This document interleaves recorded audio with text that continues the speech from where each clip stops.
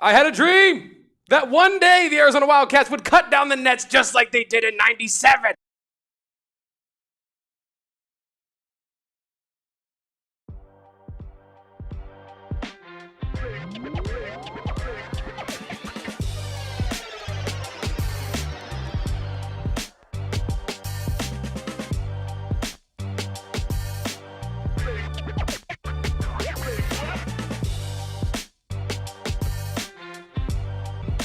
Welcome on into the AZ Wildcats podcast, coming to you live from Studio K, presented by the fine folks over at Circle K. I am one Damon Dog, aka Damon Fairall. That's Kevo Post, aka Kevin Thomas, if we're using our government names here. And we are the AZ Wildcats podcast, coming to you live from PHNX HQ3 in downtown Phoenix. And we are, of course, presented by our sponsors, our presenting sponsors of Branded Bills. Head on over to brandedbills.com, use promo code BBPHNX to get 15% off the premium headwear and apparel in the game. And there is no doubt about that when it comes to Arizona Wildcats gear in particular. Kevin, we got a lot to talk about today.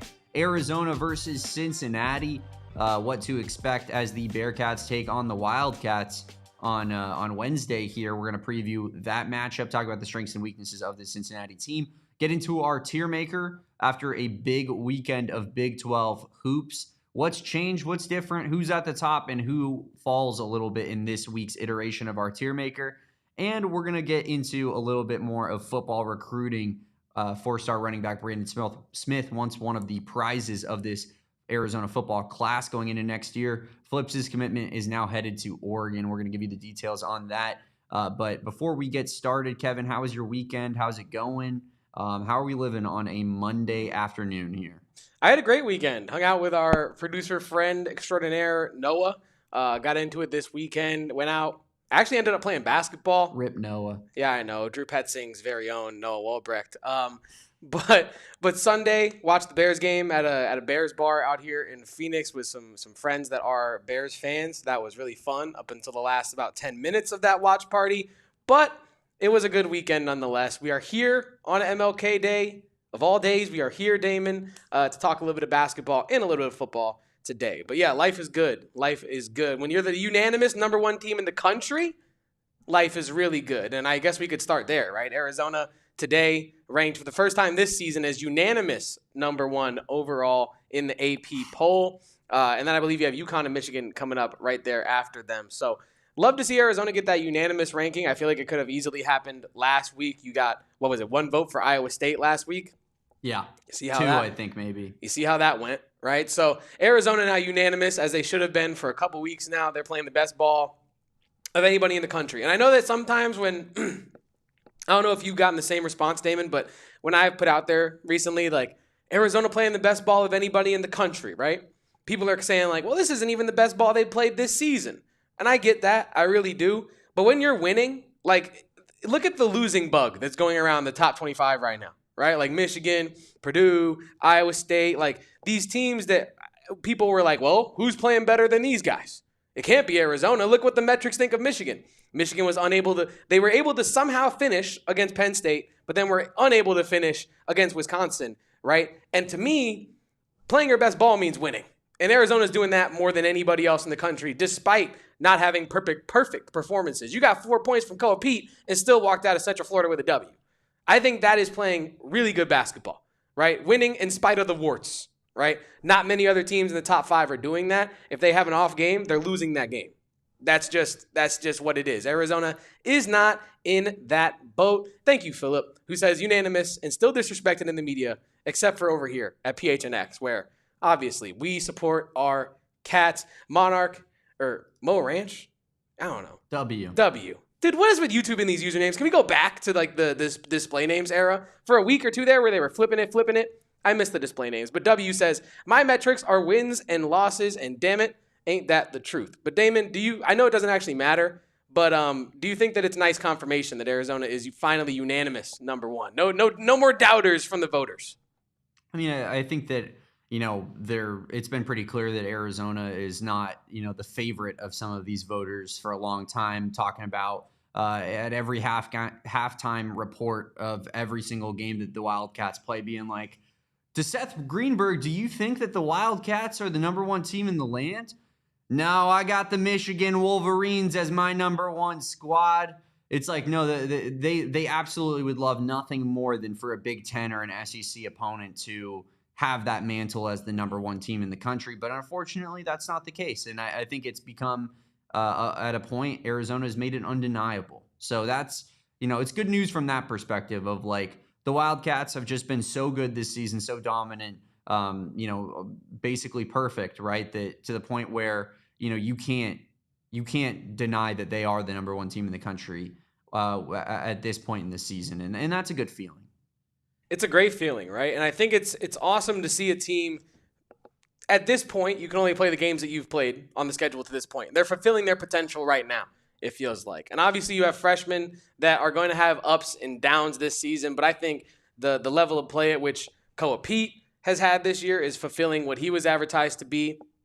Braden Burries has rounded into a player that is a semblance of the guy that he was advertised to be. Now, I realize he's one of those guys that has had some really high highs and some really low lows, but a freshman guard, you're going to have those. I think overall, the guys that we've had come into this program at Arizona have been as or better than advertised. And when I think of better than advertised, I think of Ivan Karchenkov, who was barely advertised coming into this season, unless you listen to this podcast where me and Damon were telling you, this guy's pretty damn good.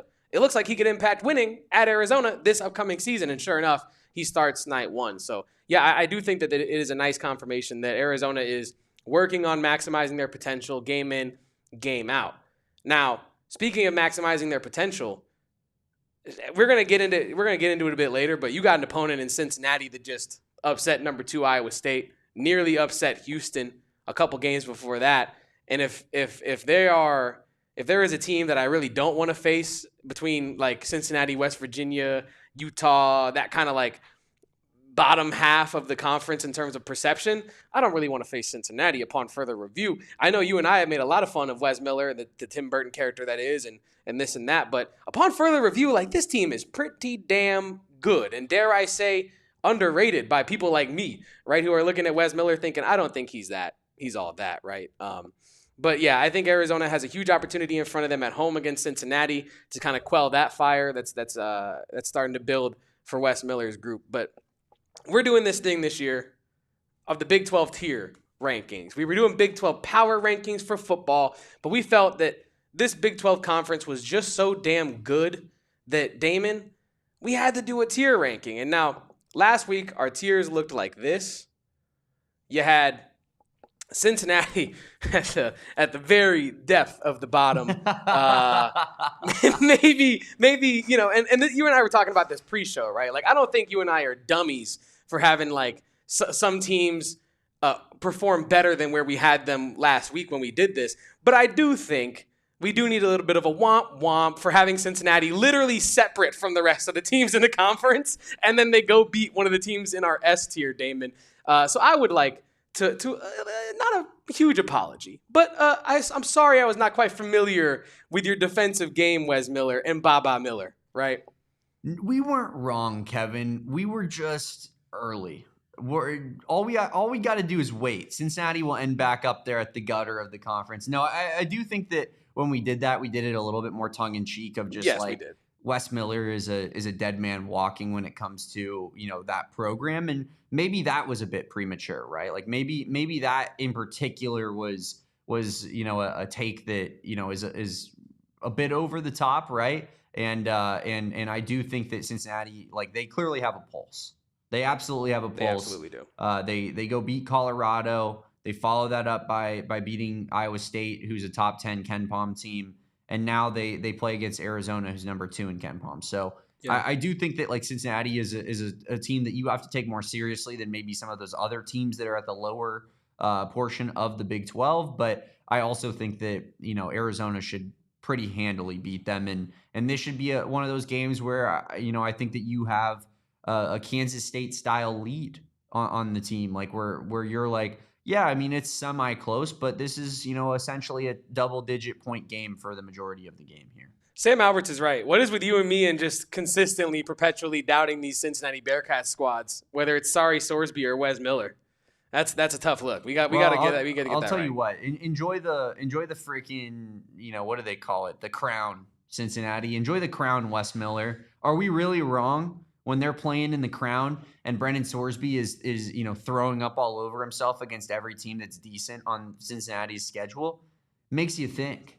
It really does make you think. You know what else will make you think? Our Big 12 tier rankings, Damon, because we do have a new edition this week of our Big 12 tier rankings. So I think, where should we start? I think we should probably start with Baylor here, Damon, just mostly because it's what's first on my list yet again this week. But I think Baylor is, for me, this is a C tier team still. Right now, Baylor, they have had some decent performances recently. Let me pull up the Ken Pom as I've been logged out of Ken Pom. Thank you, Ken Pomeroy. Yeah. I mean, they're 1-4 in conference. That's a disaster. They beat Oklahoma State the night that we did our last rankings, and then they lost to Kansas by 18. And for me, that keeps them where we had them last time in the C tier. Do you agree? Yeah, I agree. I mean, you look at the teams that they've lost to. It's not as if they're losing to the bottom feeders of the conference. As you say, they beat Oklahoma State on the road, who's a pretty solid squad. They lose at TCU. They lose against Iowa State. They lose against Houston, and they lose at Kansas. I mean, all of those are pretty solid opponents. But yeah, I'm with you. I think that this is a C-tier team. I think that they're, maybe we're looking at Baylor and Cincinnati being a little bit closer than what we thought. You know what I mean? I think that that's maybe two more comparable teams where it's like, yeah, they have some players. They have some things going for them. But they're just not really what you would consider a quote unquote good team in the Big 12. And in maybe a different conference, maybe things would look different, but this is not a different conference. This is, or I guess if you listen to Brett Yormark, it's a different league. I think is that his saying that he came up with. I'm not quite sure. But yeah, I mean, if you're in a easier conference, I do think that Baylor could look better and maybe be a little bit more of like a B tier team in another league, but not this one.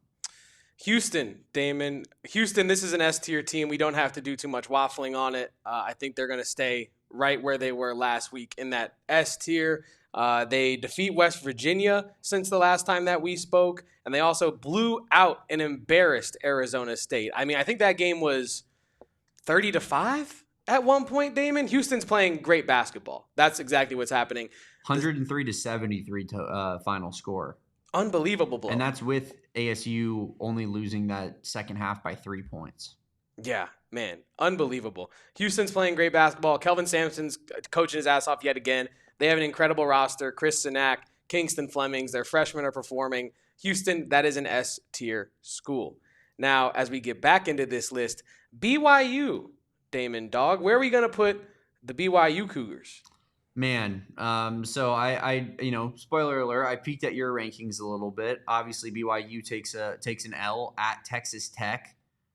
This one's tough for me. Like I honestly, like, I could see them being in both the top of A tier or the bottom of S tier. I really do believe in this BYU team. I think that they're really good. I think that Arizona could potentially be in trouble playing in Provo in particular with their offensive firepower. I don't know, man. With only 2 losses on the season, I know that they haven't really beaten a whole lot of teams. But 2 losses on the season. First loss in conference play is at Texas Tech, which is a notoriously tough place to play. I kind of think it's an S-tier team, but If you want to go A tier, I'm fine with it as well. Now, that's interesting. The idea of moving BYU up after a loss at Texas Tech. And now I hear what you're saying. I do just think that on its face, that's like that's a good conversation piece there. Because I think they should stay put. Right, I think they should, in my opinion, stay right at the top of the A tier like we had them last week. Or maybe even when we get to Texas Tech, maybe putting Texas Tech one slot above them in that A tier. But I think this is still an A tier team. I think for the reasons that they lost to Texas Tech, there are still some small flaws with this BYU squad that, in my opinion, keep them out of that S tier. Because I think, as we're going to get into later, that S tier should really be exclusive to teams that are damn near flawless right now. And that might just be 2 schools. So I think we should probably keep BYU here at the top of the A tier and maybe come back to this later when we talk a little bit about Texas Tech. I think the internal math for me and the part that's like I'm struggling with is it's like if BYU, this is a Big 12 conference tier list we have to make here. And BYU in I'm making a conference tier list, they're the number 15 Ken Pom team in the country. They have 2 losses to UConn and Texas Tech. By a combined 5 points. Yeah, well, neutral site against UConn and on the road against Texas Tech. No, I mean they lost by 13 to Texas Tech, but my math is horrendous. My word. But I think that they're like in any other conference they're S tier without a question in the world. I think they're a fantastic team. Maybe you're right though. Like there is kind of a clear top 2 that's kind of being put into place here in this conference. Next up, we got Arizona State. And now this one is going to get interesting because the Sun Devils, how do you really work out their most recent performances? Because they played against Arizona, played maybe their best game of their season when it's all said and done against Arizona in Tucson. And then, man, that Houston game, as we already referenced, was BTA from the start. And in my opinion, Arizona State played their best game against Arizona in Tucson. I think this is a D-tier Big 12 team, Damon. Absolutely. I think that this is a D-tier squad. Yeah, they played their Super Bowl. They lined up for it. They lost by 7, and their fan base celebrated it. Like, that's what we got out of ASU basketball this year. Congratulations. That's the most cheering you guys will do likely the rest of the season. Right? Like, am I wrong? I mean, we're looking at, like, there are team accounts out there, Kevin, that are tweeting, like, great effort, boys. You guys lost to your rival again. In another sport, as you do consistently, year after year after year after year. Take the moral victory all you want, but the team stinks. You geared up for your Super Bowl, you lost. And now what have you done since? You got embarrassed by Houston, and the upcoming schedule doesn't look super fantastic for them. I mean, they play West Virginia at home. I'd argue that's a must-win game. Then they play Cincinnati at home, kind of similar. Then they play UCF, then they play Arizona again. I mean, I think this is a D-tier team. We're looking at a team that is 1-4 in the conference. Their one win is a home win against Kansas State, who stinks. This is a D-tier team. Might be the upper echelon of D-tier. Another banner needs to be hung at McHale North, Kevin. We're the best D-tier team in the Big 12. Woo! Celebrate it. Right now goes right next to the "we only lost to Arizona by 7" banner. Special things in Tempe. As incredibly special. I mean, this is a season to be remembered already in Tempe.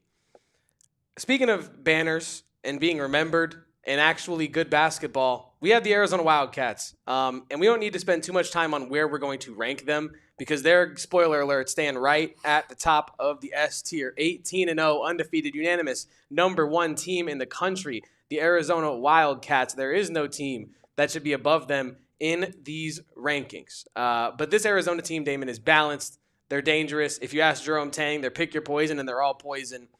It feels like this is a very special roster that has been put together. And for the purpose of this conversation, there is no team higher ranked than the Arizona Wildcats in the Big 12. There is no team playing better basketball than the Arizona Wildcats in the Big 12. Until proven wrong, that is the top of the S tier. Do you agree, Damon? Yeah, no doubt about it. I mean, you can't unseat the number 1 team in the country until they lose. 1,000%. It's undefeated. Miami, Ohio, and Nebraska ball are the only other teams that are undefeated, I believe. Yeah, Miami, Ohio finally ranked. Yeah. I mean, this you can't unseat that team, especially not when Nebraska ball is not playing anywhere near the schedule, and certainly not Miami of Ohio. So, yeah, I mean, this is the number 1 team in the conference right now until proven otherwise. But I will say that, like, Houston, I'll continue to say it, it's their conference until proven otherwise. Like, I still feel like, Kelvin Sampson has kind of been, the perfect kryptonite to Tommy Lloyd thus far. And so we still need to prove that we can take down that team before I'm confident in saying that this conference is completely ours. Moving on to Colorado here, Kevin, another team that kind of, like, what are we even doing here? Yeah. 2-3 in the Big 12. They take an L to West Virginia. They lost to Cincinnati. They lost to Texas Tech only by 2, however. They beat Utah and ASU. So they're 2-3 in conference. Their 2 wins are against Utah and ASU. Their 3 losses are to West Virginia, Cincinnati, and Texas Tech. 2 pretty not good teams in there that they've lost to. I kind of want to move them down. I also kind of want to move them down. I know in the show notes I have them as a C-tier team as we had them last week. But I almost want to slide them over and move Arizona State like down in the D tier and have Colorado just slightly above them in that horrific D tier. Would you agree with that, Damon? Do you think that's where they should probably go? Yeah, they beat ASU. I'm fine with that All assessment. right, let's get Colorado down into the D tier. We now have 2 D tier teams, a C tier Baylor, an A tier BYU, and 2 S tier squads here in the Big 12 so far as we continue in our rankings with Cincinnati, none other than Wes Miller's group of Cincinnati. What are we doing with the Bearcats, Damon? What are you doing with the Bearcats, Kevin? Because you're the one that had the freaking crazy take on this. I'd love to hear it. Look, this is actually a conversation that you and I need to have on this podcast because how are we evaluating this tier ranking, Damon? Is this a true what have you done for me lately power ranking, or is this kind of over the course of the season, what have we seen? You know what I mean? Because I think with Cincinnati, this is a team that we had ranked completely dead last. In fact, we exiled them from the rest of the rankings last week. But I think if you actually look, and this is something I was totally underrating about Cincinnati, man. Their first 3 conference games, sure, 0-3, right? But you had a 7-point loss to Houston where you were leading for most of that game at home, right? I think that's an incredibly impressive performance. You lose by 2 to West Virginia. That one's not necessarily moving, but it's a 2-point game in the Big 12 against West Virginia, who is not at the top of this conference, but neither is Cincinnati, right? So that's a lot closer than maybe it might seem. UCF, you lose by 1. And I think UCF is ranked quality, right? Like if they handle business against Oklahoma State and then still lose to Arizona at home, I think they're still in that low 20s of the rankings. You beat Colorado, and then you upset Iowa State almost by double digits. Dare I say, I mean, they got the 7th best defense in the country, Damon. Is the Cincinnati Bearcats a B-tier team? No.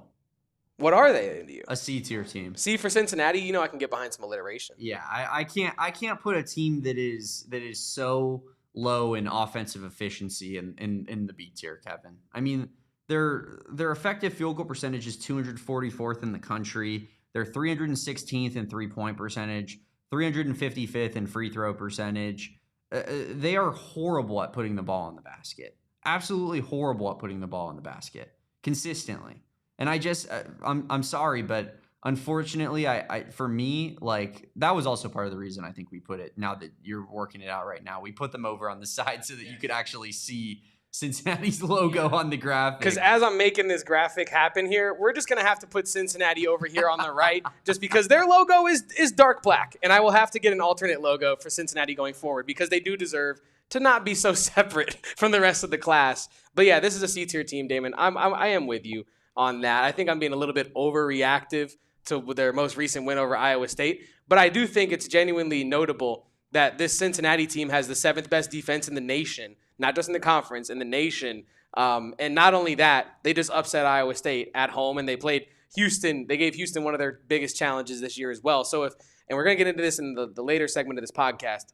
But I think, man, here's what I will say about Cincinnati. I mean, when you have they're a tough team. When you have a defense that's that good, you could beat anybody on any given night. Yeah. When you're a top 10 defense in the country. So, I'd rather be a team, I guess, that had that level of defense with crappy offense in college basketball than vice versa, because a lot of teams can't shoot. A lot of teams can't score. It's college basketball. If you go out there and you play better defense, your floor is being raised as to the level of team that you can be. And I think that's why they do belong in the C tier, because they do have a decently high floor as a team. I just don't think that they have the firepower to compete with the B, A, and S tier, even if they can, take a team down on any given night. But for me, the B, A, and S tier teams are tournament teams, and I don't think Cincinnati's making the tournament. That's a good distinction. It is a good distinction. The same way I said we can't have BYU because they're not nearly flawless, I do think we cannot have Cincinnati up there because they might not end up in the tournament, Damon. Iowa State, the most recent W for Cincinnati, they get upset for the second straight game. The first game was against Kansas, so maybe you have a little bit more understanding. You lose into the Fighting Darren Petersons, the Fighting Melvin Councils. But I will say that I just feel like, and thank you, Damon, for hitting me with the great art behind the scenes to help out the Cincinnati people. But look, like this Iowa State team to me has now, you have to keep them out of the S tier. No doubt. You've lost back-to-back games, one of which is to Cincinnati, who that might end up being their best win of the season when it's all said and done, especially if Arizona is able to handle business. I think that drops them out of the S tier into the A tier. Do you agree with that? Yeah, I'm with you completely on that. Iowa State, not an S tier team, confirmed. I think that I like to think that me and you kind of always felt this way about Iowa State, like that they weren't on the level of Arizona and Houston, but you just couldn't deny what their record was. You couldn't deny what they've done thus far this season, and you have to respect that to an extent. So, even though I felt like they were never really on the Houston, Arizona, even the BYU, and Texas Tech tier, really, I would take those two teams above Iowa State if you were really tasking me with confidence rankings of like who to back in the tournament or something like that, Kevin. Like if that was like the exercise at hand. But you got to respect again what they've done thus far. But yeah, I'm sticking Iowa State in that A tier. I think that they definitely belong to take a couple notches down here. And then if they continue to lose, like they could even be a B tier team for me eventually. Yeah. But we'll get there when we get there. I don't want to like project losses that haven't happened yet, but it's not like they looked good in these last couple games. I mean, they got absolutely dog walked by Kansas, right? Like the 84-63 against Kansas. Who we'll talk about them in a second, but they might be coming on. Good. And they might be coming back. On. But Cincinnati, I mean, that's a team that's essentially like top 50-ish in KenPom, and it being really, really anchored by a horrible offense and propped up by such an elite defense. It's just not a game that you should lose, especially after coming off of a loss. And I feel like that it's somewhat of like a indicator of what Iowa State is. Iowa State in the A tier this week, and we also have an updated Cincinnati logo thanks to the one, the only Damon Dog. We just talked about it, the one and the only KU, Damon. They have seemingly righted the ship. There was a lot of inconsistency to start this year, especially with Darren Peterson's minutes. There's a lot of rumors online that he is a drama queen and this, that, and the third. But the man's a hooper, and he scores about a point per minute. That's just the way it is. He's an unbelievable scorer. One of the best, in my opinion, guard prospects we've seen in college basketball in quite some time with his ability to score the ball. And we're seeing that Kansas team, like the actual roster as a whole, is starting to round into form. Flory Badunga is starting to become a lot more dominant. Melvin Council Jr. has really turned it up. I think that, in my opinion, Damon, KU deserves to get moved up into the A tier. Do you agree? Yeah, I do think so. I mean, I think that what we've seen from them recently, at least like they're the type of team where their ceiling is at least in the A tier. So it makes you feel like, yeah, that's a team that could be reckoned with, right? Because their potential is so high, especially with Darren Peterson. Like if he's going to be playing like the level he's been playing the last couple games, they are a tough team to beat. So I agree with you. I think A tier is fair for Kansas. I think that they're a little bit better than the like Oklahoma State's UCFs of the world, which probably make up our B tier as we continue on here. Yeah, and I think KU is one of those teams that they've had S tier performances this year, and they've also had like C- performances this year. And I think having Darren Peterson more available, having a more consistent lineup in that sense, knowing who's going to show up on what night is going to be huge for them. But yeah, give me KU in the A tier. And then moving on, we have K-State. K-State, I feel like now this is a team that I was completely wrong, Damon. I thought that this team had some dogs. I thought that this team was going to do some barking, and this team has done a whole lot of nothing. This is a D tier team. No? Yeah, I think so. I think if Colorado and ASU are, they have to be, because that's the type of winless caliber. That's the type of caliber of team that we're talking about right here. ASU beat Kansas State. Colorado beat ASU. And I know the transitive property, like not exactly the best math here, but when you go early in the season, I think that's a lot of what you have to base off of. And yeah, Kansas State has not proven that they, belong in anything other than the bottom tier of this conference. Because despite having some really good players, which they had last year as well, which they had the year before, they're just not a good team. Jerome Tang is just not a good coach. No. And it's crazy because Kansas State has actually showed some promise this year, like losing by 1 to Nebraska ball. Maybe you think, oh, K-State's going to be competitive with some of the better teams in the Big 12 at the very least, right? Losing, to Indiana by the amount that they did, maybe you start to have some doubt. But then coming into Big 12 play, winless, BYU, 0-5. Arizona, Arizona State, UCF, Oklahoma State, all L's. That's the worst team in the conference right now. It's undoubtable. For me, Arizona State, you just can't lose that game. No one's sitting up here and saying, you guys have to go beat BYU. You have to go beat Arizona on the road. You got to go into Stillwater and take down a pretty solid Oklahoma State team. You got to, beat UCF after they've been revitalized. Those wins would be nice and they keep you, in a way better standing than what you currently are. But you can't lose that ASU game if you want to be taken seriously. And you did, and so you won't be taken seriously. You're a D-tier team. Well said, Damon Dog. Way to put it. Now we got Oklahoma State. Now, Oklahoma State, feisty, good guards, a couple decent wings as well. You beat K-State by only 1. You lose to Baylor by a bunch. And that is what's happened recently since our last iteration of power rankings. Are we keeping them where they were at last week in the B tier, or are we moving them down to the C tier, in your opinion, Damon? Yeah, this is a tough one, honestly. Haven't exactly played the best basketball as of late. I mean, only beating Kansas State at home by 1 point isn't necessarily a win that I think you would prop up to the committee at the end of the year and say, hey, guys, aren't we a tournament team? You lose by a lot to Baylor, who's not very good. You lose by 12 to Iowa State, who has proven that they're vulnerable, albeit it was on the road. And then you also beat UCF pretty handily. And UCF is a good team. This one's interesting. Man, they are pretty similar to the two teams that are in C with them, wouldn't you say? Yeah, I do think that this team should probably be with Cincinnati in some way in that C tier. And it looks like we're just avoiding the B tier, but we're going to get some teams in there. I promise, folks. I promise. But right now we have maybe 2 S tier teams. Yeah, maybe it might only be one when I'm mapping it out in my head right now. Yeah, it really might only be one. But this conference is tough. I feel like you have incredibly elite teams and then some decent teams and then some less decent teams. Yeah. In it. But the next team on our list here, Damon, is the TCU Horned Frogs.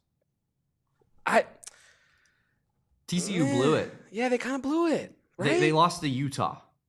Yeah. Again, same thing we're going to talk about with I forget which team I was just discussing. You lose to Baylor, you beat Baylor. Oh, K-State you were talking about, right? Yeah. You beat Baylor, sick. You lose to Kansas in OT, is what it is. You lose to Arizona, is what it is. Lose to BYU, is what it is. Then you lose to Utah. Unacceptable. You go from being a team that should make the tournament based off of everyone's evaluation of you going Kansas, Arizona, BYU, all close games. The Arizona game was very respectable. Kansas, you could have beat. I mean, you lose an OT to them. BYU, you only lose by 6 in a true road game in one of the toughest environments in the Big 12. And then you go lose to Utah. Just can't happen. And it moves you as a B team to a C team with that loss alone, in my opinion.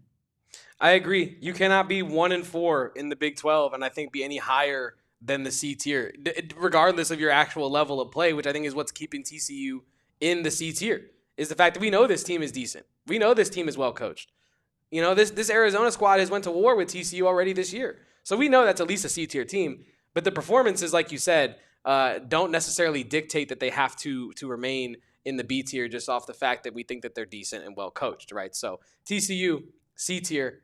What about Texas Tech, Damon? Texas Tech, now, this team, I feel like has had a weird season from a sense of the losses they've had, right? Because you lose to Illinois early on in the year. Some people love Illinois, so no one's really gonna, pain you for that. But it's a true road game at Illinois, whatever. And then you go to a neutral site against Purdue and get whooped by 30 early on in the year, right?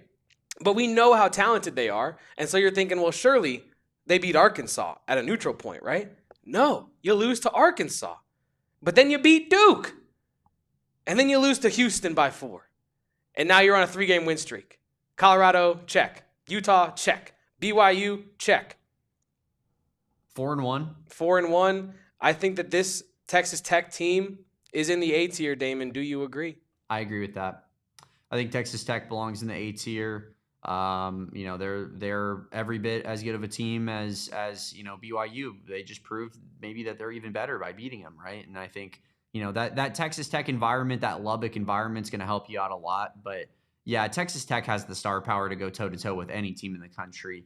When Christian Anderson and JT Toppin are playing their best game, which is very often, they find a way to show out. Can you? I know this is I'm asking questions here, but can you move Texas Tech to number 2 or number 1 in the A tier? Because I don't like having them behind Iowa State and Kansas personally. You Yeah, could I put can them move you could Texas put Tech. them first, and I'd be cool with it. I will put them second in the A tier. BYU, Texas Tech, KU, and Iowa State there. And I really don't think it's that crazy. I know there's some discussion going on right now in the chat about where Iowa State is in terms of the 1-to-1 rankings on this tier list. But honestly, that's kind of why we've done the tier list this time around, Damon, instead of the power rankings, because this Big 12 conference is so good that we don't necessarily want to be like, well, this team is 3 and this team is 4. And there's just a gap between 3 and 4. In the A tier, like any team can be any team on any given night. But I think in the sense of power rankings, in the sense of tier rankings, what have you done for me recently, right? Iowa State's dropped back-to-back games. Are they supposed to stay in the A tier? No, right?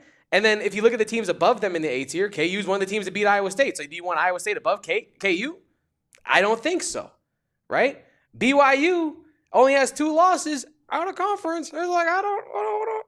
You want them above? I don't know. So yeah, Iowa State, still a really high-level team, but they deserve to be in that A tier, and they deserve to be behind KU and arguably Texas Tech. I know that the whole Purdue thing of it all is a thing that's out there, but yeah, come on now. Moving on, Damon. Go ahead. No, I was just going to say, I mean, I think Iowa State, like, obviously, their fans would probably see this and be somewhat offended by it as well. But I just, this is a team that, again, I'll say it before the season, Kevin and I weren't looking at them and saying, man, what a squad that they've put into place. I think that the surprise comes into how well they started the season. Especially with Lipsy being up on and off, right? Yeah, no doubt. And I think now you're seeing that come back down to earth a little bit with their recent performances, and that bumps them down. So I guess the discourse here and the disconnect from where maybe a guy like Hale thinks that Iowa State should be and where we're putting them, Kevin, is that our preseason evaluation of them was that we thought that they were good, but not great. And I feel that the recent results somewhat make me feel vindicated in my preseason prediction rather than, feeling like I'm some idiot with egg on my face because they started off the season, what was it? 15-0 or whatever they did.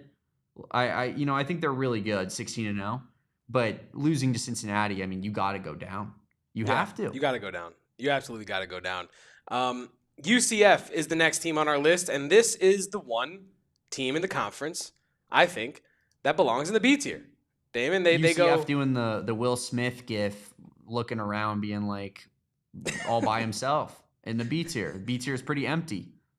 The B tier is pretty empty, but UCF, what a start to conference play they have had. You take out Kansas, you lose a tough one on the road to Oklahoma State, you follow it up with a W by 1 against Cincinnati, you beat K-State, and then you go to absolute war with Arizona. Now, Arizona, I believe, controlled that game, but UCF never stopped playing in that game. They proved that they're going to be ranked quality for the duration of the year. I think this is a B-tier team. Not much else to really say on it. Yeah, I agree with you there. I think that they are the only B-tier team in this conference as of right now. Let's move on to our next team here on the list. I believe we got Utah. It's Utah, and Utah comes off of a big win against TCU, right? And yeah, so I think that they're maybe a little bit better than what we thought they were, Kevin, which was, I think, truly, I know we had Cincinnati last, and part of that, again, we already explained, was for the color reasons on the graphic. But yes, I think for all intents and purposes, we had Utah as the worst team in the conference. And they show a little bit of life by beating a TCU team that before that game we had a lot of respect for. So, I think that Utah is still a D-tier team, but maybe they're not as bad as we thought they were. They also played BYU to a close game on the road. Yeah. I think that Utah, until they prove even more as to what they're doing, I think this is still a D-tier team in the Big 12. But yeah, for me, D-tier, unless you feel differently. No. behind ASU, behind Colorado, ahead of K-State. First-year head coach. I believe in Alex Jensen to put something together out there. You got Terrence Brown hooping for that team, so I think that they'll be able to put it together. But for right now, they are in the bottom of our tier list. And last, but certainly not least, we got West Virginia. Mountain Mama, take us home in our Big 12 tier rankings. Where should we put West Virginia, who just beat Colorado and lost to Houston by a large disparity? I believe last week we had West Virginia at the end of the C tier. Are we keeping them there? I think so, right? Like, that's probably where they belong. Although I'm not married to it. I do think actually every C tier team that we have in front of them is better than West Virginia. Like, I like TCU, Oklahoma State, Cincinnati, and Baylor all a lot more than I like West Virginia. But I also don't know if West Virginia is bad enough to be put into the D tier. Yeah, I don't think they're bad enough. I don't think they're coached poorly enough. I don't think they're lacking, talent enough to be in the D tier. Yeah, I think West Virginia at the end of the C tier makes a lot of sense to me. Damon, they did beat Kansas. They did beat Cincinnati. That's they fair. are 3-2 in the Big 12 thus far. You know what? I think that because of that, you have to put them in the C tier because they have a winning record in this conference. And a lot of the teams that I said that I like better than them do not have winning records in the conference. A lot of them have, TCU has a 1-4 record or whatever. Baylor has a 1-4 record, I think, in the conference. So, yeah, I mean, I think that, you play each schedule in a vacuum. It's not like all of these schedules are the exact same. They've played, 5-6 games each, and some teams have played way more difficult opponents. But yeah, I think West Virginia, just by nature of being 3-2 in the conference, has to be in the C tier. Those are our Big 12 tier rankings for this week. Arizona and Houston, the lone S tier squads. Iowa State moving down into the A tier, more crowded A tier with KU. Now this week, UCF all alone in the B category. Baylor, Cincinnati, Oklahoma State, TCU, and West Virginia in the C category. And the worst of the worst, the D category, Colorado, Arizona State, Utah, and Kansas State. Those are our Big 12 tier rankings for this week. Let us know what we got wrong. Let us know what we got right down in the comments below in the chat. Get involved. Me and Damon have a whole lot more to discuss on today's Arizona Wildcats podcast. We got Cincinnati preview, a short, brief segment on MLK Day. And then also we got some Arizona running back drama to discuss. So leave a like, drink your water, do not go anywhere. My favorite place to staycation is the one, the only, Gila River Resorts and Casinos. Now, Damon, you and I love some gambling. We love to have a good time. And some people say Vegas is the hub of all the fun and the lights and the glitz and the glam. No. Gila River is the hub for all that, because you do you and you can achieve legendary status when you gamble with our friends over at Gila River. And from now through April, they're bringing the glitz, the glam, the energy, the attitude, and excitement of Las Vegas right to your backyard. You can enjoy exclusive concerts, extended DJ sets, some showgirls, some chef-driven dining, pop-ups, and the like. You bring you, they bring the Vegas, only at Gila River Resorts and Casinos. Visit playatgila.com for more details and for their full calendar events. I'm talking everything from like the things that I just listed to maybe a live podcast taping with Mike Bibby and Shaq. I've been to one of those. Maybe a PHNX fantasy draft party. I've been to a couple of those. The events at Gila River are truly never ending. Chris Tucker coming to town. Chris Tucker. Man, what? Gila River Resorts and Casinos. Shout out Gila River Resorts and Casinos. Are you looking for some gear to make your brand stand out from the crowd? Then no other place to go to than Branded Bills. They got you covered with the best custom headwear and apparel in the game. Whether it's a snapback, fitted, trucker, beanie, even a t-shirt, Branded Bills is your one-stop shop for custom premium headwear and apparel, as well as, Kevin, the Campus Collection. The Campus Collection making waves in the Arizona Wildcats community. Every single time you go to an Arizona Wildcats sporting event, you will see Branded Bills hats in droves, and for good reason. They are the best Arizona hats out there in the business. Check out that Campus Collection for yourself. Go to brandedbills.com, use promo code BBPHNX, and get 15% off your first order over at brandedbills.com. We love our friends at Branded Bills. Again, head on over to brandedbills.com and use promo code BBPHNX for 15% off your first order. No better way to cover up a receding hairline than with Branded Bills. What the hell, Kevin? What, Damon, bro? What? Why are you airing out the secret formula like Oh, that? the Krabby Patty formula. Oh, my bad. This was locked up. This was in a safe. This was information that we weren't trying to tell people. And all of a sudden, here comes Kevin airing out my deepest, darkest secrets here on the show. Look, I didn't wear my branded bills today, and I'm exposed. I'm naked out here, dog. I'm naked. I need my protection. I need branded bills to help me look better and look younger than I ordinarily do. But yeah, speaking of, I don't know how to transition into Cincinnati out of that. But speaking of recipes, we have the ingredients to a victory against Cincinnati potentially here in this preview, Damon. Cincinnati heavily underrated here by this man all season. This guy right here. I have underrated Cincinnati all year. Not really understanding just how elite their defense was. Not understanding the activity of Baba Miller. Not understanding that Day Thomas, while I don't think he's the best decision maker with the ball in his hands, he's their only guy who can shoot the three on pretty damn good volume. Let's get into some of the strengths and weaknesses here for this Wes Miller team. The strengths, though, look pretty good. Defense, balance, points off turnovers. This Cincinnati team, they might not have a Koa Pete. They might not have a Matthias Krivas. They might not have a Jaden Bradley. But they do have the 7th highest rated defensive efficiency in KenPom right now. And I think that is something that if you're Arizona, you got to keep track of in this one, right? The offense cannot slow down to a standstill in this game against Cincinnati because they will defend the hell out of you and they will force turnovers and then score off of those turnovers. Cincinnati is a team that since conference play started is currently 38th in the country in fast break points a game, 14th in the country in points on turnovers per game. And their offensive rating has not been very good, but their defensive rating has been absolutely off the charts incredible, Damon. Like, this Cincinnati team, look, I think Arizona is going to beat them, but sneakily they might be like, I know we keep saying this, but it's going to be this way in the Big 12. Sneakily, they might be the biggest challenge yet in conference play for Arizona. Do you think that that's true, or am I tripping? I mean, you look at who Arizona has faced off against thus far, and I don't know if that's completely fair. I mean, you always, your rival is always a little bit tough, although I won't say that, ASU is some big type of game. I think UCF on the road is a bigger challenge than Cincinnati at home. I do, but it is fairly close, I guess. In Cincinnati, as we talked about, like, they do play the style of basketball where they're going to be in it with most teams that they play.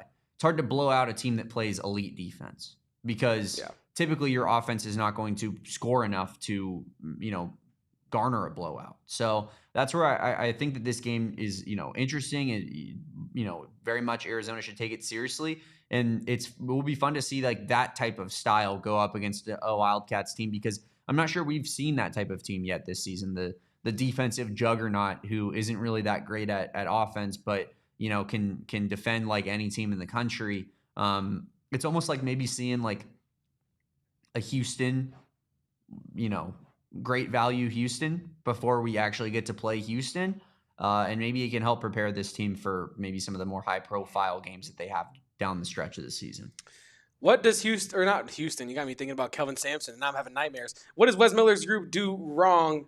Offensive consistency, 3-point efficiency, and points in the paint. Now, Arizona should be able to have a high level of points in the paint in this game like they do always. Baba Miller and Cincinnati have a lot of length, but they don't necessarily have a lot of strength in that sense. I think Arizona should be able to overpower their front court, but in terms of dude, Baba Miller, man, I'm sorry. I was not fully familiar with his game until doing a little bit of a deep dive. That guy is really good. 6'11" frame. He can really, really defend when he chooses to. Very long arms, active in the passing lanes, really good in transition as well. Connector on offense, underrated passer is Baba Miller. Fun name to say as well. Baba Miller. Right? It's incredible. I kind of like what Wes Miller put together, although I don't think that the Cincinnati long term is where it's at. You know what I mean? But Baba Miller in Cincinnati is putting together a pretty good Big 12 conference season so far. Kirk Risa, I don't know if he's playing against Arizona He injured himself against Houston. He ran into a screen against Chris Sinak, and Chris Sinak got the better of it, let's just say. It looked like some sort of shoulder injury. I don't know what the actual injury was, but Kirk Risa did not play in that game against Iowa State. His most recent performance was against Houston, the first conference game. So I don't know if we'll be seeing Kirk Risa make his on-court return to McHale, but he probably will be in the building. But yeah, the Kirk Risa of it all, the variable, is does his insider knowledge of Tommy Lloyd have a factor in this game, in your opinion, Damon? Should Tommy Lloyd be terrified that Kirk Risa is going to spill the beans of what he wants to do to Wes Miller? Should we be terrified of Kirk Risa, Damon? Yes or no? No. Wow, shocker. Shocker of an answer. Whoa. An opposing fan not scared of Kirk Risa. Yeah, even his presence. Especially in McHale Center, although if he hits a three, he is going to let the crowd know about it. There's no question about that. I do think that he is the type of player, though, where like if he starts getting the crowd on him and against him, I don't think that's going to help him with his future endeavors of shooting three-pointers. He feels like the type of player who, he will talk crap when he is, firing on all cylinders, but I don't know if he is built for that moment necessarily, although he has the opportunity to prove me wrong in that regard. And I bet you they will need a big Kirk Risa night if they want to win this game. Like, they're going to need like 3 threes, 4 threes out of Kirk Risa. We know he's going to shoot them. It's just about whether or not he's going to make them. If he plays, he's going to shoot. That's the thing. If he plays against Arizona, he's going to be shooting. And I wouldn't be surprised if we don't get Kirk Risa involvement or some sort of cameo, even if he doesn't play. Even if Kirk Risa doesn't play, I could totally see this being a situation where he comes out pregame to the court, kisses the cactus or something, you know what I mean? And shows a heart to the Zona Zoo. He goes performative, full performative mode. Like Kyrie when he returned to the Garden for the first time, he sages it down, walks through, you know what I mean? Right here. This is where it started. And then it went to Kentucky. And then it went to here. And then it went to there. And now I'm in Cincinnati. Ah! The Kirk Risa show. Speaking of, he's gonna get I bet you he gets a slight ovation when he goes out there for the first time. I thought you were gonna say I bet he gets a tribute video, and I was like, whoa. It's college sports. I know. I was like, what am I hearing? What am I hearing, dude? Oh my god. But yeah, Kirk Risa coming back to town should be fun, even if he doesn't play. Day Thomas will be playing in this game, barring some sort of unforeseen circumstance. Scored 19 against Iowa State. Like I said earlier, he's not my favorite decision maker. He's not my favorite guard to watch, but he is a decent player. And he might be one of the – this is crazy to say. I know we said we don't do ceremonial videos anymore, but he might be one of the only guys that I know of getting high usage in the Big 12 that have been with the school for like so long.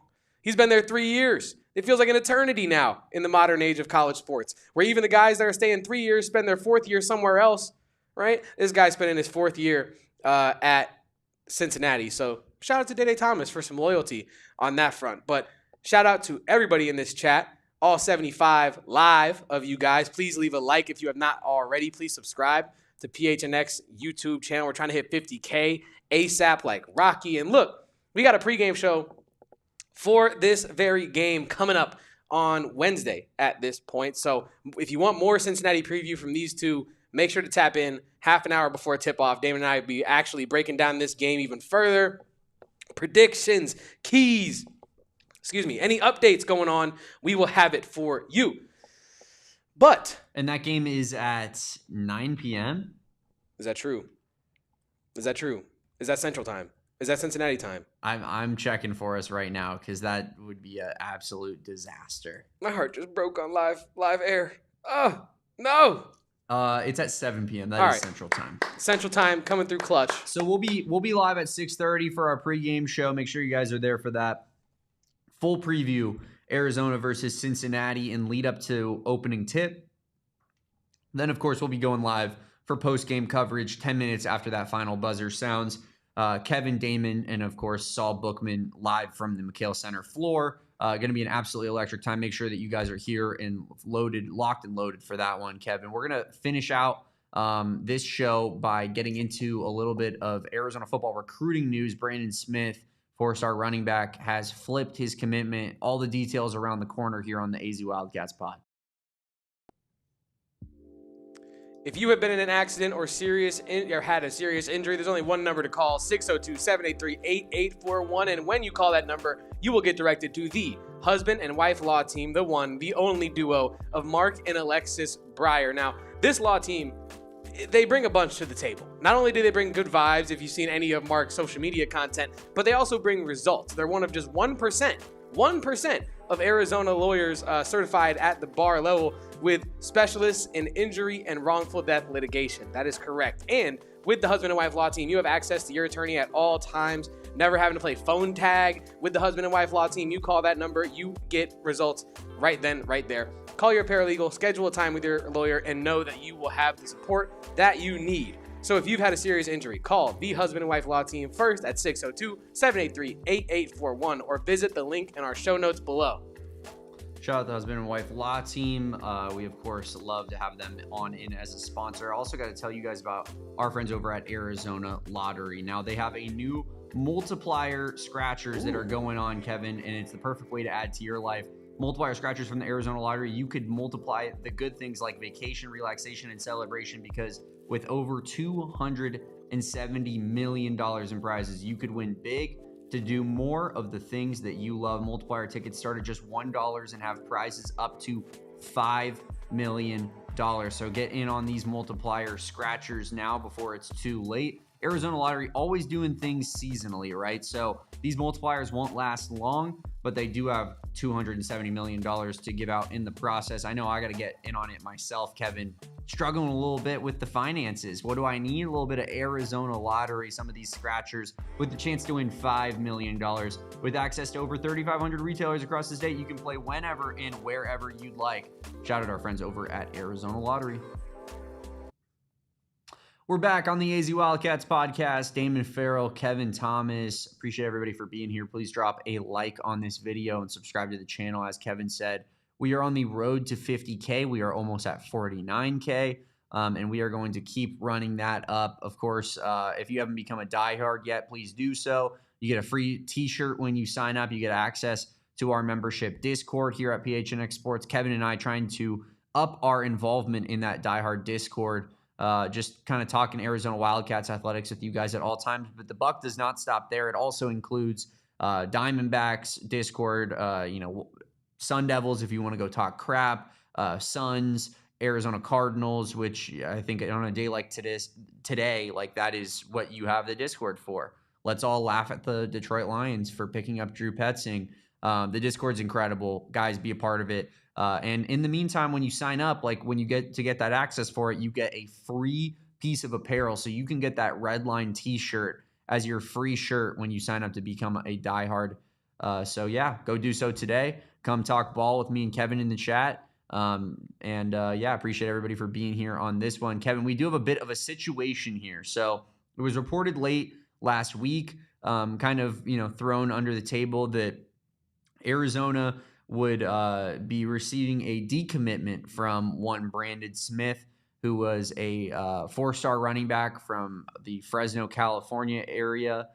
Brandon Smith was a 3-star.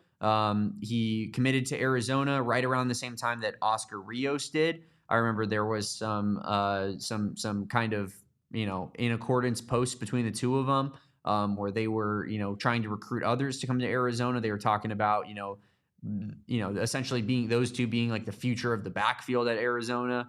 Felt pretty set in stone. And then Brandon Smith later goes on to receive a 4th star. He goes up in the recruiting rankings of pretty much every site out there in existence. And what it seems like is that his recruitment process took a bit of a upswing in turn, right? It feels like, he receives that 4th star and all of a sudden he is desired by maybe some more high-profile football programs.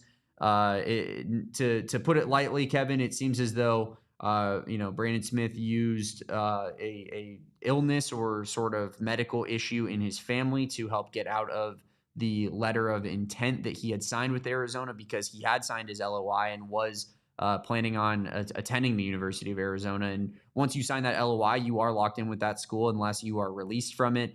Arizona releases him from it, and then Brandon Smith ends up at Oregon. Now, why is this weird? Well, if you do the math on The distance between Eugene and Fresno, it's essentially the same as the distance between Tucson and Fresno, Kevin. A drive to Fresno, from Fresno to Eugene is about 9 hours and 59 minutes, I believe. A drive from Fresno to Tucson is 10 hours and 26 minutes. So under 30 minutes difference in terms of distance.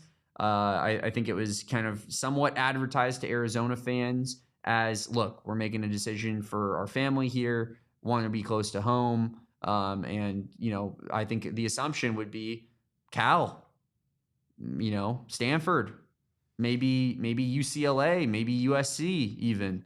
But you end up going to a place that is essentially equidistant from Tucson.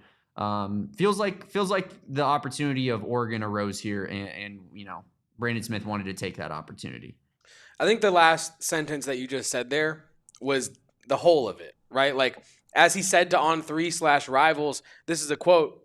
He said, "I was released earlier, actually. I just announced it over the weekend. I'm very excited about this opportunity. Growing up, Oregon was a dream school for me. I've always liked them, and once they reached out and offered me, I was honestly speechless. My emotions are a bit up everywhere right now. It was a crazy sequence of events, but I'm very excited for how it all worked out for me." And now I think that you're right. Like, this is a situation where you have a young kid who grew up apparently dreaming of going to Oregon, and then he commits to Arizona, and his ranking increases, and he keeps grinding and keeps getting better. And then Oregon comes calling, trying to get him out of that LOI, and he says, "This is my dreams. Like, this is my Arizona might be mine now, but that was my dream the whole time." And so he jumps on it.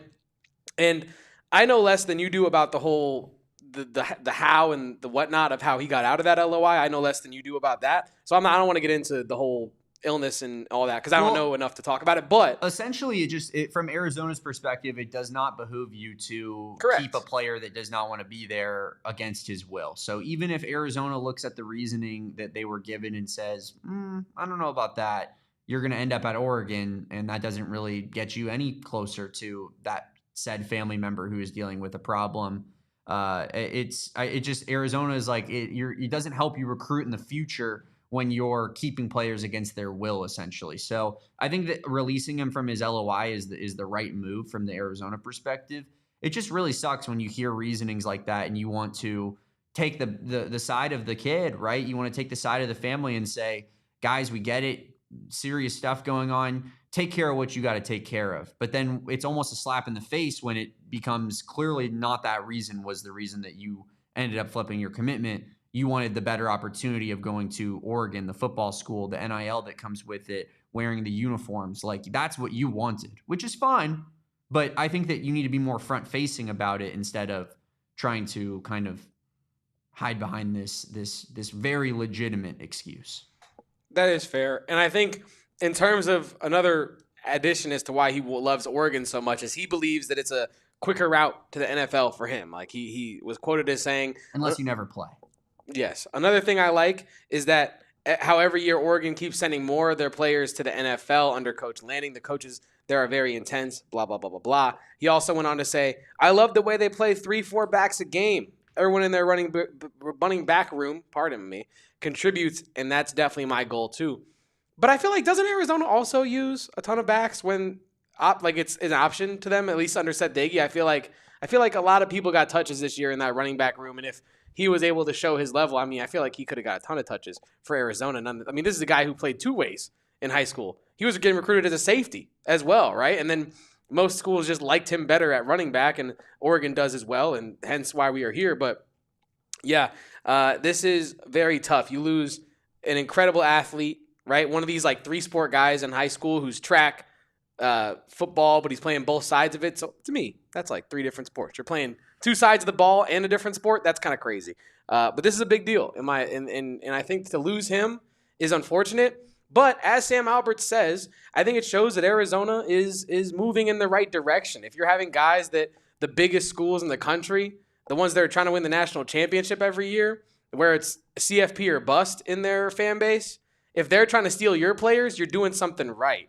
I know it's an inverse Tedderone McMillan, but like the fact that you had a T-Mac who was an Oregon recruit, right, flip to your school showed that you're moving in the right direction. And I think the same way getting a Brandon Smith in the door in the first place, having him put his pen to paper on the LOI is huge for Arizona and Brent Brennan. It's just unfortunate that you lose him. It's unfortunate that you can. I don't know if it's huge. It's not a bad thing. It shows that you're scouting properly and that you have good talent evaluators in the building who, can get recruits that are on the rise and that are maybe undervalued in the rankings. But that's what I'm saying. It doesn't I think help that's Arizona. Huge.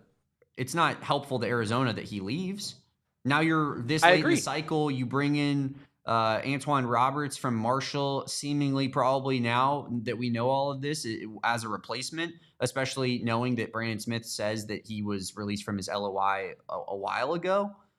Feels like that was a direct replacement. Like that doesn't help Arizona at all. I think you got a much, less coveted asset in Roberts from Marshall with 500 rushing yards than you would have in having a running back who ended up at Oregon. Yes, but my point was not that, I'm not saying that losing Brandon Smith is like a good thing for the program, but I think having talent evaluators and scouts, like you said, that can identify those players and get them in the door, that is huge. And I think, unfortunately, losing him to a school like Oregon confirms that your scouts and talent evaluators are on the right track, and I think that is a good thing. Not losing the player, but you didn't lose him to Kennesaw State. You lost him to Oregon. Right? Like, that's a lot of kids' dream schools. So I don't necessarily, you know what I mean? I think it's great that Arizona has the scouts and the talent evaluators to identify that. And it gives me hope that the transfer guys can produce as well. So, I mean, they showed it last year with their transfer class that they brought in. A lot of guys who were underrated. I think that we saw that play out over the course of the season. But it's hard for me to put the positive spin on losing a 4-star running back. This was one of the prizes of this entire recruiting class. And to lose this guy this late on in the process, like that Marshall transfer, to me, again, I'll say it again, like he's nowhere close to as valuable of an asset, especially when you factor in the years at play, 1 year versus 4 years of eligibility, the likely, discrepancy in talent that we're talking about there. Like maybe in the sense of short term, it works out for you better. And Brandon Smith maybe would have redshirted this year and Roberts can play more right away, but yeah, it feels like a loss for me.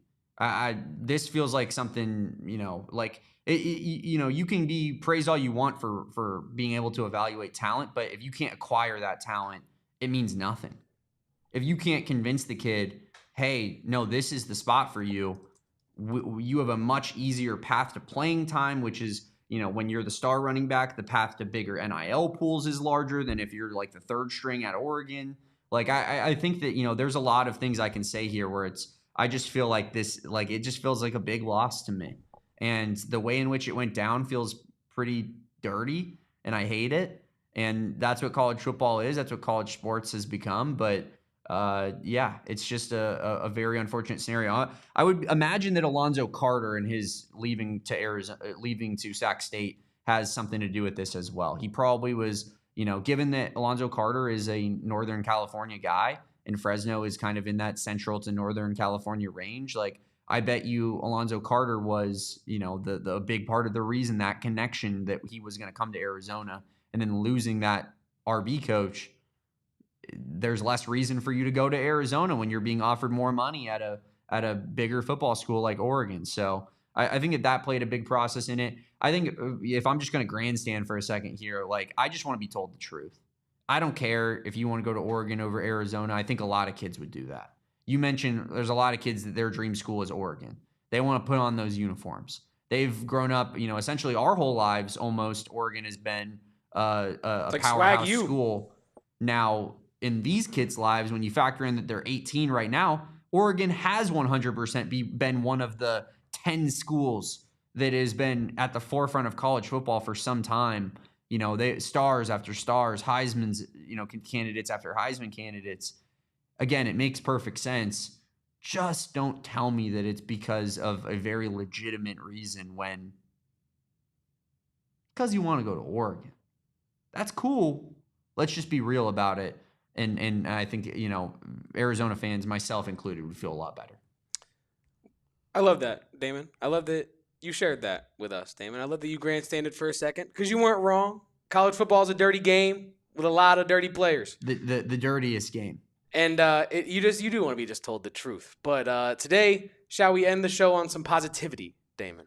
Hit me. It is MLK Day, Damon, and I'm working, and that's a thing that we can talk about off air. But I did want to celebrate it by bringing the spirit of MLK Day to the people, right? MLK did have a thing where he was saying, love your enemies, right? The idea of being compassionate towards those that otherwise you would not be compassionate towards because of whatever side of the sporting aisle they're on in this case. So I have compiled Arizona's upcoming 5 opponents in our show rundown, Damon. And I would like you and people in the chat to leave one nice thing. Say one nice thing about one of the upcoming 5 Arizona opponents. That's all we got to do to end the show today.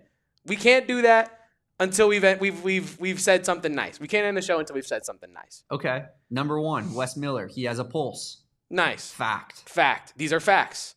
Baba Miller. I underestimated your game. You're pretty damn good. Fact. Right? BYU. I'll compliment BYU. You skipped Damon. West Virginia, brother. I did. I'm coming back to them. I don't know what to say about that. But BYU, your fans are damn passionate. They might be insane sometimes, but they care a lot. And I think a lot of fan bases don't care as much about their teams as BYU fans do. And y'all got the bread to be spending on AJ DeBanza. And for that, if I was a BYU fan, man, I'd be eating caviar and lobster every night, having AJ DeBanza on my team. So BYU fans, enjoy it, I would say. That is my love for BYU. Yeah, man. I mean, BYU, what else can you really say? They have good fans. Yeah. Great arena. Yeah. Provo looks pretty when they show landscape shots of the mountain. Yes. Your football stadium is really cool. Yes. These are things that are positive about you have Bear BYU. Bachmeier. You do. I think I would, like, if I went first there, I would have said the same thing. BYU, your fans are crazy. You guys are nut jobs, and we love it. As I will say, as opponents of BYU on a frequent basis, as they just completely light up our post-game show numbers every single game that we play them. I'm all about it. BYU can, like, your fans continue to be insane, continue to seek out me in particular, Kevin, as one of the public enemies of your entire college. I absolutely love it. If you need me to be that guy for you guys, I am prepared to do so. We call it the anti-Drake toll. Now, if you guys are unfamiliar, Locked On Big 12, a lot of people, like to call it Locked On BYU because of how much time that they spend covering BYU. Drake Toll, great guy, I love his content. No shade here, but he found a business opportunity, a business angle, and that business angle is BYU fans are insane. Let me get on their good side and constantly talk about them in only a positive light. And BYU fans are like, this guy's the best. We love him. I'm the opposite. I want BYU fans to despise me. I want them to seek me out to talk crap to me every time that they win. I want them when they lose to still come to my page and say, you know what, Damon, maybe you were right this time. I am taking the anti-Drake Toll approach to the point where Drake Toll sometimes quote tweets me about my anti-BYU propaganda that I'm spreading. This is who we've become. This is who we've become. Just a couple of BYU haters, I guess, in a way. Truthers is maybe a better word for it. West Virginia. What do we got? Am I allowed to steal from the chat? Song. Yeah, can I steal from the chat? That's really, a great one. Really cool song that they sing. I love it. It might be the best tradition in college sports. Damn, that's a good one, man. I wish I thought of that. Apparently Morgantown has a great bar scene. Apparently, from what I've heard, they have a great bar scene. So cheers to that. Sam Albert says, at least you have Rich Rod, and that's true. You got Rich Rod. That's pretty damn cool. You got, oh man, where did he go? Did Caden Luke end up at West Virginia recently? He did. Yeah. So you got Caden Luke. The pipeline is still there. We got the punter. You got the fullback. Life is good over in that sense. And now on to second to last, but not least. Street Pole says the cannon is crazy that they shoot off. I love that. Big guns. Go boom. ASU. This is the last year of Bobby Hurley. Does it get any nicer than that? No, that's the most charitable thing you can say. You guys are almost free. Home free. Demon home. ASU, I will say, y'all gave Arizona what might end up being their best Big 12 test in a non-loss of the season, right? That game was extremely close, down to the wire. Everybody on ASU contributing, it felt like, in that sense. Even guys that had not really contributed much heading into that game, like a Noah Musin, was balling in that game. So shout out to ASU for showing up when the season Super Bowl was on the line. You still lost, but you showed up. And for that, I must commend you. Last but not least, Oklahoma State. I love your guards. Anthony Roy's fun. I love some of your players. You're a fun to watch program this year. And I'll say that. Yeah. That's all I got on Oklahoma State. So I like Steve Lutz. He's all right. He's not bad. That's about it on Oklahoma State. Sam Albert says, ASU, none of your players have point shaved yet this year, and no one has headbutted a U of A player. Good point. That is a good point. But yeah, Damon, anything else before we get on out of here today? Did you say Oklahoma State's? Yeah, I like their guards. They have fun guards. And Anthony Roy is a fun player. Stillwater seems like a fun place to watch a sporting event. Yes. Feels like they get lit there. They probably do. Probably not much else to do. And you know what? You rebranded your basketball program in one season. You guys went from being pathetic to being maybe a tournament team. And that's something to stand for. MLK Day buzzer beater from AZ Cats G to wrap up the show. Happy MLK Days, guys. Enjoy the rest of your day. We sure will. Thank you, AZ Cats G, for supporting this podcast. Sales Bossy, Zach Bossy, Jeff Halfley to the Dolphins. I don't want to talk about Who is this Jeff Halfley character? He is the defensive coordinator for the Packers. I should say. We'll talk more about that off air. We will. R.I.P. to Noah Walbrecht, Drew Petzing to the Lions. My prayers. Very true. Very happy MLK Day, Kevin, to you. What a special moment that me and you could share a podcast together. Yeah, this actually unironically was the dream. I know I started the show with the cold open about a basketball dream, but this unironically was a dream. We got a white boy and a biracial kid doing a podcast about basketball. What else could you want? Football. And football. Well, today's with basketball mostly, and football. I guess you're right. You are right. But yeah, Damon, happy MLK Day to all. What a show. What a group of fans. What a group of Arizona Wildcats we have here in this chat as well. Sam, maybe I will be, but he just looks so much like a highway patrol officer that it's tough to feel that way right now. What does this guy look like? Oh, dude, you've never seen a guy look more like a highway patrol officer. Wow, that is a sergeant's haircut for certain. For certain. I mean, the Packers had a good defense this year. I'm just concerned with the Dolphins going with a first-time head coach for the seventh time in a row. Oof. Yeah, that's tough. Seventh time in a row they've gone with a first-time head coach. And I'm not saying that retreads are necessarily the move either, but they might be. I'll tell you what's not the move. The hires we have been making, because there's a reason they all get fired. But that's a conversation for the SOFL Dolphins podcast. SoFlo. Yeah, you got to go South Florida there because you can't. Miami just makes no sense. You'd have to take out one letter, and you're sitting there, and you're like, wait, what? Which one did we take out?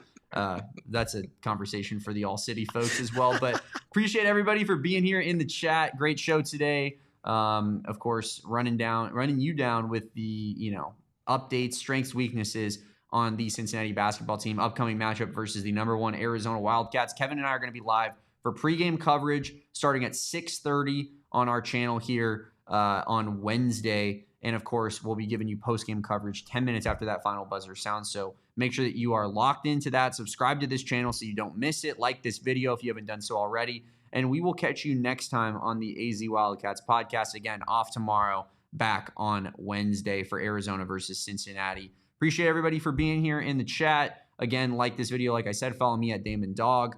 Follow him at Kevo Post. Follow us at PHNX_Wildcats on all social except for TikTok, where we're at AZ Wildcats Pod. And we will catch you on Wednesday. Until then, peace out. Bear down. And go Cats. Happy MLK Day. That's all I got. We all silly like the mayor.